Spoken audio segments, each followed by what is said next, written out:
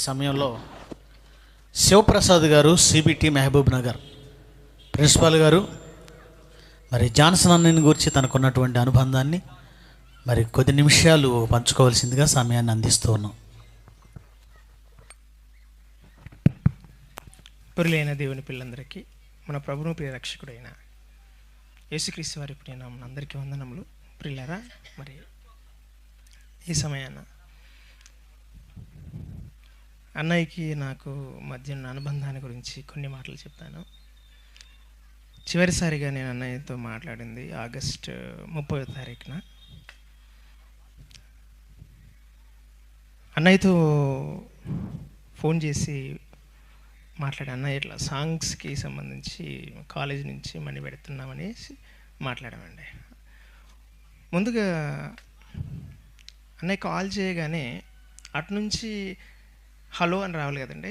అలా కాకుండా మనం హలో అనగానే నెక్స్ట్ మనకు వందనాలకు కూడా అన్న అవకాశం ఇవ్వకుండా నాన్న బాగున్నావా, మన పిల్లలందరూ బాగున్నారని స్టార్ట్ చేశాడండి ఆయన. అంటే మనం ఆయన చాలా పెద్దోడు కదండి, మనం అలాంటిదేమి ఉండదండి ఆయనకు. నిజంగా ఎంత ప్రేమగా పలకరించాడంటే అంత ప్రేమగా పలకరించారు ప్రేమ దేవుని వల్ల. 2019లో డిసెంబర్ 12న మేము మీటింగ్ చేసాం మహబూబ్నగర్ కాలేజ్ తరఫున. ఫస్ట్ మెసేజ్ చెప్పిన తర్వాత అంటే దేవుణ్ణి నిరూపించేది నరుడే, ఆ విషయాన్ని నేను మాట్లాడాను. అయితే ఆ మెసేజ్ మాట్లాడిన తర్వాత అన్న ఎంత నన్ను అభినందించాడంటే, నాన్న చాలా చక్కగా మాట్లాడావు, పాత నిబంధనలో ఉన్న భక్తులు ఎలా నిరూపించారు నువ్వు చెప్పావు కదా, ఇప్పుడు నేను కొత్త నిబంధనలో ఉన్న సంగతులు చెప్తాను అని అంత చక్కగా మాట్లాడేవాడండి. అంటే ఆయన చాలా పెద్దవాడు. అంటే మనల్ని ఆదరించి దగ్గర తీసుకుని మాట్లాడడం అన్నది చిన్న విషయం కాదు కదండి. ఎందుకంటే మేము 2004లో మొట్టమొదటిసారిగా మన యూనివర్సిటీస్లో బిఓఏకి సంబంధించిన బోధకుని నేను ఎవరిని చూశానంటే మొట్టమొదటిసారిగా జాన్సన్ విక్టర్ అని చూసామండి. మా ఊరు నుంచి అలా అప్పట్లో 2004లో ఒక మీటింగ్ జరిగిందండి మా ఊరు ప్రాంతాల్లో, ఐజా ప్రాంతంలో జరిగినప్పుడు పరిగెట్టుకుంటూ వెళ్ళాం. అక్కడ ఏం వినిపిస్తుందంటే నాకు, మనిషి ఓ మనిషి అనే సాంగ్ స్టేజ్ మీద పాడుతున్నాడు ఒక వ్యక్తి. ఇది నిజంగా లైవ్లో పాడుతున్నారా లేకపోతే కెసెటా మాకు అర్థం కాదు. అంత సౌమ్యంగా అంత చక్కగా పాడుతున్నాడండి ఆయన. మొట్టమొదటిసారి 2004 అన్నయ్యని మేము అక్కడ చూసామండి. నేను, నాతో పాటు సహోదరుడు క్రాంతి కుమార్, మేము ఇద్దరం వెళ్ళి చూసేసరికి ఇది నిజంగా ఇది క్యాసెట్ కాదు, ఆయన పాడుతున్నాడండి స్టేజ్ మీద. సరికి మేము షాక్ అయిపోయాం.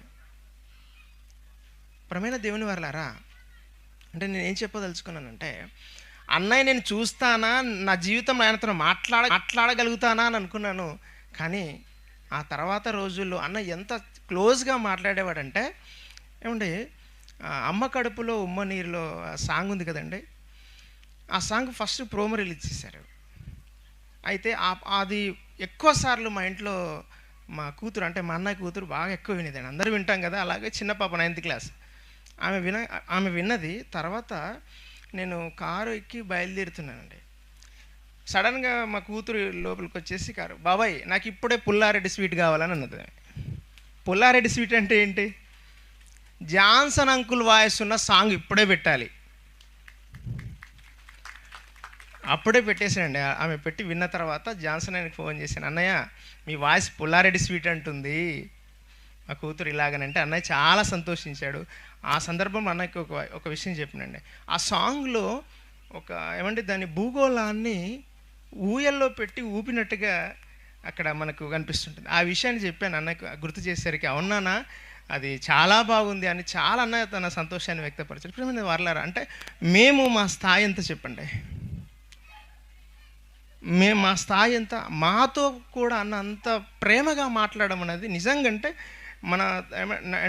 నాకంటే పెద్దవాళ్ళల్లో ఇక్కడ అందరూ పెద్దవాళ్ళనే. నాకంటే పెద్దవాళ్ళతో మాట్లాడడానికి నేను చాలా ఇబ్బంది పడుతాను, భయం అవుతుంటుందండి. కానీ అన్నయ్యతో మాత్రమే చాలా కంఫర్ట్గా మాట్లాడుతానండి. ఎవరైనా ఇప్పుడు అందరూ చెప్పారు పెద్దవాళ్ళు, నేను అది చెప్తున్నా, చాలా కంఫర్ట్గా మాట్లాడతారు అన్నయ్య.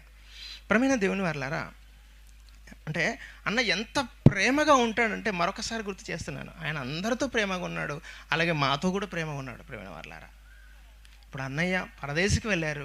పరదేశికి వెళ్ళటం వలన ఇప్పుడు మనం సంతోషపడాలండి. ఎందుకంటే మన ఇంట్లో ఎవరికైనా కలెక్టర్ ఉద్యోగం వచ్చిందనుకోండి, మన విడిచి ఆయన జాబ్లో జాయిన్ అయిపోయి ఉంటాడు.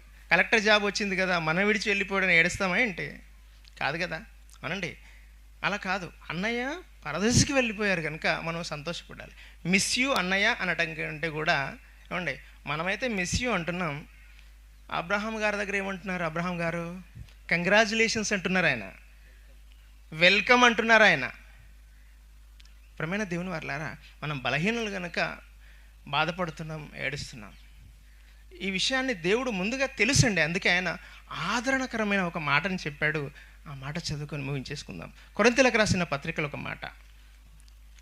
కొరింథీయులకు రాసిన పత్రికలో మొదటి పత్రిక 4వ అధ్యాయము 13వ వచనం అండి. అంటే అందరము బలవంతులం కాదు కదండి, మనము బలహీనులము. మనలాంటి వారిని గురించి దేవుడు ముందుగా చెప్పిన మాట చూసారా? సహోదరులారా, నిరీక్షణ లేని ఇతరుల వలె మీరు దుఃఖపడకుండా నిమిత్తం నిద్రించే వారిని గురించి తెస్సలోనికైలకు రాసిన మొదటి పత్రిక 4వ అధ్యాయం 13వ వచనం.